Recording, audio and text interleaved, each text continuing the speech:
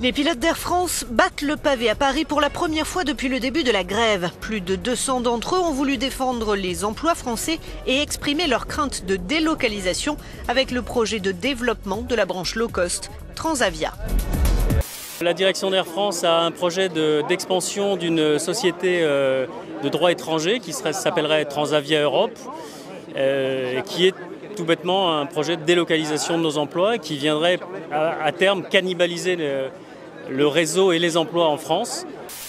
Ce conflit Air France, est-ce que c'est le symbole à vos yeux d'une France impossible à réformer? Non, non. C'est le chant du cygne de la France d'hier.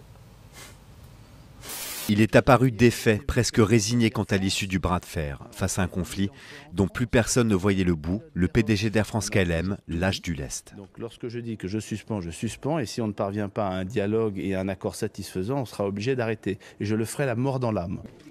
Le syndicat national des pilotes de ligne ne veut pas entendre parler du projet Transavia Europe, de ses nouvelles bases au Portugal, ses contrats de travail locaux. C'est la dernière discorde en date, ce n'est pas la première. Quand Alexandre de Juniac est arrivé dans l'entreprise, il a commencé par vouloir dénoncer tous les accords. Il a commencé par vouloir s'asseoir sur tous ces accords. Ils ont été rejoints par 5 syndicats représentant différentes catégories de personnel, un fait rare, signe du durcissement de ce conflit qui est désormais entré dans sa 2e semaine. Wow.